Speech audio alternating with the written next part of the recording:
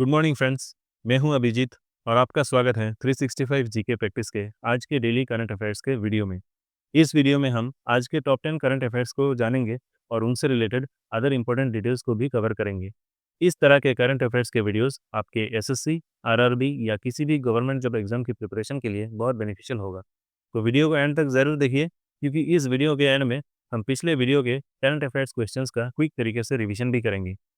लेकिन आगे बढ़ने से पहले 6 जनवरी के क्या-क्या खासियत हैं, आइए जान लेते हैं। 6 जनवरी को वर्ल्ड डे ऑफ वार ऑर्फेन्स के रूप में ऑब्जर्व किया जाता है। ये फ्रेंच ऑर्गेनाइजेशन द्वारा शुरू किया गया था, जो जंग के कारण अनाथ हुए बच्चों के मुश्किलों और उनकी जिंदगी में आने वाली चुनौतियों पर फोकस करती है। इसके अलावा इस साल गुरु गोबिंद सिंह जयंती 6 जनवरी को पड़ा है, जो हर साल चेंज होता है क्योंकि ये लूनर कैलेंडर के तहत माना जाता है। अब देखते हैं आज के करंट अफेयर्स के questions. Hugh Morris was associated with which sport? Hugh Morris किस खेल से जुड़े थे? इसका सही जवाब है क्रिकेट। ह्यू मोरिस का 62 साल की उम्र में निधन हो गया है। ये इंग्लैंड के फॉर्मर क्रिकेटर थे और बावल कैंसर से लड़ रहे थे। क्रिकेट से रिटायरमेंट के बाद ये इंग्लैंड और वेल्स क्रिकेट बोर्ड के चीफ एग्जीक्यूटिव भी रहे थे। इसके अलावा डोग ब्रेसवेल, जो न्यूजीलैंड के क्रिकेटर हैं, उन्होंने दिसंबर 2025 में इंटरनेशनल क्रिकेट से रिटायरमेंट ले लिया है। अगला सवाल देखते हैं। Which body approved the highway projects in Maharashtra and Odisha? Maharashtra और उड़ीसा की हाईवे प्रोजेक्ट्स को किसने मंजूरी दी? इसका सही जवाब है ऑप्शन सी, यूनियन कैबिनेट या केंद्रीय मंत्रिमंडल। यूनियन कैबिनेट ने महाराष्ट्र और उड़ीसा में हाईवे प्रोजेक्ट्स को मंजूरी दे दी है। ये प्रोजेक्ट्स इंटीग्रेटेड ट्रांसपोर्ट इंफ्रास्ट्रक्चर को मजबूत बनाने के लिए अप्रूव किया गया है। ये approvals cabinet committee on economic affairs ने PM Gatishakti national master plan के फ्रेमवर्क के तहत दिया है। महाराष्ट्र में नासिक सोलापुर अकालकोट के बीच 374 किलोमीटर लंबा 6 lane greenfield access controlled corridor approve किया गया है और उड़ीसा में NH 326 को वाइडन और स्ट्रेंथन करने का प्रोजेक्ट अप्रूव हुआ है, जो लगभग 206 किलोमीटर लंबा होगा। NH 326 प्रोजेक्ट से गजपति, रायगढ़ और कोरपुट जैसे एस्पिरेशनल डिस्ट्रिक्ट्स को फायदा मिलेगा। अब अगला सवाल देखते हैं। Justice Somen Sen has been appointed as the chief justice of which high court? Justice Somen Sen को किस हाई कोर्ट का चीफ जस्टिस नियुक्त किया गया है? इसका राइट आंसर है केरला हाई कोर्ट। 1 जनवरी को केरला, पटना और मेघालय हाई कोर्ट्स के चीफ जस्टिस के नए अपॉइंटमेंट्स और ट्रांसफर्स सेंटर द्वारा नोटिफाई किए गए हैं। ये नोटिफिकेशंस CJI सूर्यकांत द्वारा हेडेड सुप्रीम कोर्ट कोलिजियम के रिकमेंडेशंस के तहत जारी किया गया है। जस्टिस सोमेन सेन को मेघालय हाई कोर्ट से ट्रांसफर करके केरला हाई कोर्ट भेजा गया। ये ट्रांसफर कॉन्स्टिट्यूशन के आर्टिकल 222 के तहत प्रेसिडेंट की पावर्स का यूज करते हुए किया गया है। जस्टिस सोमेन सेन अब जस्टिस नितिन मधुकर जामदार की जगह केरला हाई कोर्ट के नए चीफ जस्टिस होंगे। इसके अलावा कॉन्स्टिट्यूशन के आर्टिकल 217 के तहत प्रेसिडेंट ने उड़ीसा हाई कोर्ट के जज जस्टिस संगम कुमार साहू को पटना हाई कोर्ट का चीफ जस्टिस अपॉइंट किया है। बॉम्बे हाई कोर्ट की जज जस्टिस रेवती प्रशांत मोहिते देरे को मेघालय हाई कोर्ट का चीफ जस्टिस बनाया गया है। Who won the women's trap gold medal at national shooting championship? National shooting championship में वुमेन्स ट्रैप गोल्ड मेडल किसने जीता? इसका आंसर है नीरू दंडा। नीरू दंडा ने वुमेन्स ट्रैप इवेंट में गोल्ड मेडल जीता है। ये नेशनल शूटिंग चैंपियनशिप दिल्ली के doctor Karni Singh shooting range में हुई है। इसी इवेंट में कृति गुप्ता ने सिल्वर मेडल और प्रगति दुबे ने ब्रॉन्ज मेडल हासिल किया। जूनियर मेंस ट्रैप इवेंट में आर्यवंश त्यागी ने गोल्ड मेडल जीता है। केशव चौहान को सिल्वर और जुहेर खान को ब्रॉन्ज मेडल मिला है। वुमेन्स ट्रैप टीम कंपटीशन में मध्य प्रदेश ने गोल्ड जीता है, दिल्ली को सिल्वर और पंजाब को ब्रॉन्ज मेडल मिला है। Junior mains trap team event में हरियाणा ने गोल्ड जीता, गुजरात को सिल्वर और राजस्थान को ब्रॉन्ज मेडल मिला। जूनियर वुमेन्स ट्रैप इवेंट में दिल्ली ने गोल्ड मेडल जीता, तमिलनाडु ने सिल्वर और राजस्थान ने ब्रॉन्ज मेडल हासिल किया। अब देखते हैं अगला सवाल। The REPM scheme aims to create India's first integrated manufacturing ecosystem for which product? REPM योजना भारत की पहली इंटीग्रेटेड मैन्युफैक्चरिंग इकोसिस्टम किस प्रोडक्ट के लिए बनाएगी? इसका राइट आंसर है हाई वैल्यू मैग्नेट्स। भारत सरकार ने REPM स्कीम को मंजूरी दे दी है, जिसका उद्देश्य है देश में हाई वैल्यू मैग्नेट्स के लिए एक इंटीग्रेटेड मैन्युफैक्चरिंग इकोसिस्टम तैयार करना। इस स्कीम का पूरा नाम है scheme to promote manufacturing of sintered rare earth permanent magnets. इस योजना को लागू करने के लिए 7,280 करोड़ रुपए का आउटले सैंक्शन किया गया है। इस स्कीम का मेन गोल है भारत में हाई वैल्यू मैग्नेट्स के लिए पूरी डोमेस्टिक मैन्युफैक्चरिंग चेन को डेवलप करना। भारत के पास रेयर अर्थ मिनरल्स काफी मात्रा में उपलब्ध हैं। ये मिनरल्स बीच सैंड्स, रेड सैंड्स और अलुवियल मिट्टी वाले राज्यों में पाए जाते हैं, जैसे आंध्र प्रदेश, उड़ीसा, तमिलनाडु, केरला, वेस्ट बंगाल, झारखंड, गुजरात और महाराष्ट्र में। इस इनिशिएटिव का एक बड़ा उद्देश्य है इंपोर्ट्स पर निर्भरता कम करना, खासतौर चाइना पर डिपेंडेंसी घटाना। इसके लिए मिनिस्ट्री ऑफ माइंस ने ऑस्ट्रेलिया, अर्जेंटीना और जाम्बिया जैसे मिनरल रिच देशों के साथ बाइलेटरल एग्रीमेंट्स भी किए हैं। ये इनिशिएटिव भारत के एनर्जी ट्रांजिशन को सपोर्ट करेगा, डोमेस्टिक इंडस्ट्रियल कैपेसिटी को मजबूत बनाएगा और विकसित और आत्मनिर्भर भारत 2047 के विजन को आगे बढ़ाएगा। साथ ही ये योजना इलेक्ट्रिक मोबिलिटी और रिन्यूएबल एनर्जी जैसे स्ट्रेटेजिक हाई ग्रोथ सेक्टर्स के लिए सप्लाई चेन को भी मजबूत करेगी। अब अगला सवाल देखते हैं। Which Indian chess player won the bronze medal in the men's section of 2025 FIDE World Rapid Chess Championship? 2025 FIDE World Rapid Chess Championship के मेंस सेक्शन में किस भारतीय खिलाड़ी ने ब्रॉन्ज मेडल जीता है? इसका सही जवाब है अर्जुन एरिगेसी। 2025 के FIDE world rapid chess championship में भारतीय खिलाड़ियों ने शानदार प्रदर्शन करते हुए 2 ब्रॉन्ज मेडल जीता है। चेस के मेंस सेक्शन में भारत के अर्जुन एरिगेसी ने ब्रॉन्ज मेडल जीता है, जबकि वुमेन्स सेक्शन में कोनेरू हम्पी ने भी ब्रॉन्ज मेडल जीता है। कोनेरू हम्पी ने 2019 और 2024 में गोल्ड मेडल जीत चुकी हैं। ये टूर्नामेंट कतार की राजधानी दोहा में खेला गया था।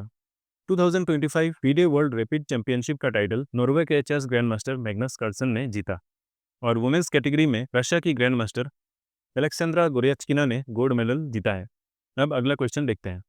Which two entities have partnered to introduce Intelligent Grievance Monitoring System (IGMS)? Intelligent Grievance Monitoring System (IGMS) शुरू करने के लिए किन दो संस्थाओं ने पार्टनरशिप किया है? इसका सही जवाब है दिल्ली सरकार और IIT कानपुर।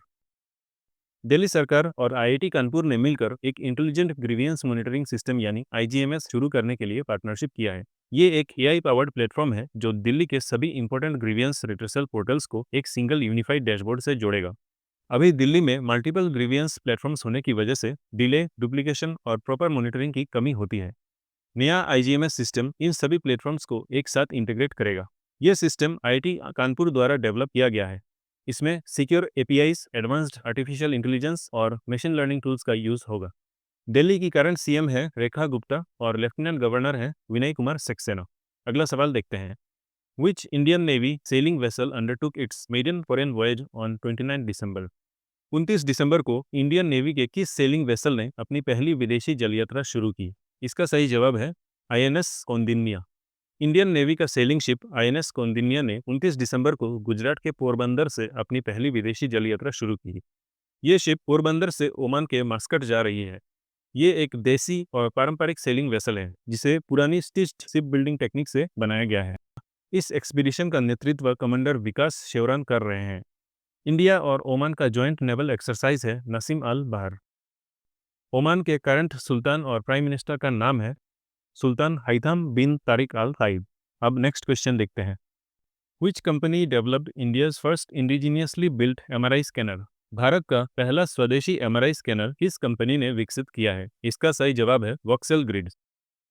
वोक्सेल ग्रिड्स ने भारत का पहला स्वदेशी MRI स्कैनर डेवलप किया है। वोक्सेल ग्रिड्स एक मेडिकल टेक्नोलॉजी स्टार्टअप है जो जोहो के सपोर्ट से काम कर रहा है। Zoho Chennai based Indian IT company है जो सॉफ्टवेयर और क्लाउड सर्विस प्रोवाइड करती है और वोक्सेल ग्रिड्स का हेड ऑफिस बेंगलोर में स्थित है। ये MRI स्कैनर नागपुर के चंद्रपुर कैंसर केयर फाउंडेशन में इंस्टॉल किया गया है। इस प्रोजेक्ट को वोक्सेल ग्रिड्स के फाउंडर अर्जुन अरुणाचलम ने लीड किया है और इसे कंप्लीट होने में लगभग 12 साल लगे हैं। इस MRI स्कैनर की मैग्नेटिक फील्ड स्ट्रेंथ है 1.5 टेस्ला। अगला सवाल देखते हैं। Who has been appointed as the Chief Executive Officer of Coal India Limited? Coal India Limited के चीफ एग्जीक्यूटिव ऑफिसर के रूप में किसे नियुक्त किया गया है? इसका राइट आंसर है बी साईराम। बी साईराम को कोल इंडिया लिमिटेड के MD और CEO के रूप में अपॉइंट किया गया है। ये अपॉइंटमेंट 15 दिसंबर 2025 से इफेक्टिव हुआ है। कोल इंडिया लिमिटेड एक महारत्न स्टेटस वाला कंपनी है और दुनिया की सबसे बड़ी कोल प्रोड्यूसिंग कंपनी है। इसका स्थापना 1975 में हुआ था और इसका हेडक्वार्टर्स कोलकाता में है।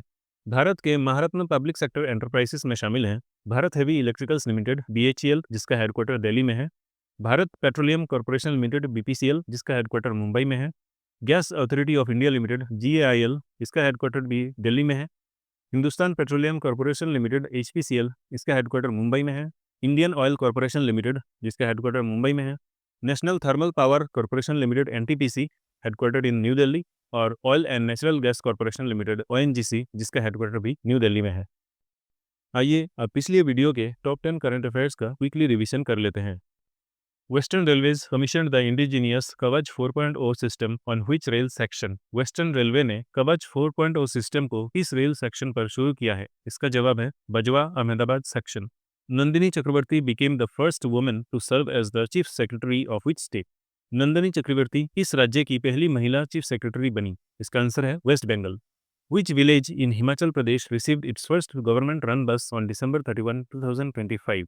हिमाचल प्रदेश के किस गांव को 31 दिसंबर 2025 को पहली सरकारी बस सेवा मिली? इसका आंसर है तुमान। In India, good governance day और सुशासन दिवस is observed annually on December 25 to mark the birth anniversary of which leader? Bharat में सुशासन दिवस 25 दिसंबर को किस नेता की जयंती पर मनाया जाता है? इसका सही जवाब है अटल बिहारी वाजपेयी। अगर आपको ये क्वेश्चंस डिटेल एडिशनल पॉइंट्स के साथ पढ़ना है तो टॉप राइट कॉर्नर के आई बटन पर क्लिक करके या फिर डिस्क्रिप्शन में दिए गए लिंक से आप फुल वीडियो को एक्सेस कर सकते हैं। In which year was the Ganga water sharing treaty originally signed? Ganga जल बंटवारा संधि मूल रूप से किस वर्ष में हस्ताक्षरित हुई थी? इसका आंसर है 1996। Which former head of state was elected as the UN High Commissioner for Refugees for a 5-year term? UN high commissioner for refugees के रूप में 5 वर्ष के कार्यकाल के लिए इस पूर्व राष्ट्राध्यक्ष का चयन किया गया है? इसका आंसर है बरहम सैली। Who assumed office as the president of Argentina on December 10, 2025 following country's general election? दिसंबर 2025 को अर्जेंटीना के चुनाव के बाद राष्ट्रपति के रूप में किसने पद संभाला? इसका आंसर है heavier Milei. Which country assumed the G20 presidency on 1st December 2025 for 2026 summit year? 1 दिसंबर 2025 को किस देश ने G20 की अध्यक्षता संभाली? इसका आंसर है United states. Which city has become India's first fully slum-free city? कौन सा शहर भारत का पहला स्लम-फ्री सिटी बन गया है? इसका आंसर है सूरत। The Jyoti Vishnu International Art Center, inaugurated on 29 December 2025, is located in which city? 29 दिसंबर 2025 को उद्घाटित ज्योति विष्णु अंतर्राष्ट्रीय कला केंद्र किस शहर में स्थित है? इसका राइट आंसर है गुवाहाटी। तो दोस्तों, ये थे आज के टॉप 10 डेली करंट अफेयर्स। उम्मीद है इस वीडियो से आपको टॉप करंट अफेयर्स पर एक क्विक अंडरस्टैंडिंग मिला होगा। वीडियो अच्छी लगी हो तो लाइक, हाइप और शेयर करें और चैनल को भी जरूर सब्सक्राइब करें। मिलते हैं कल के टॉप 10 डेली करंट अफेयर्स के वीडियो में। Thanks for watching.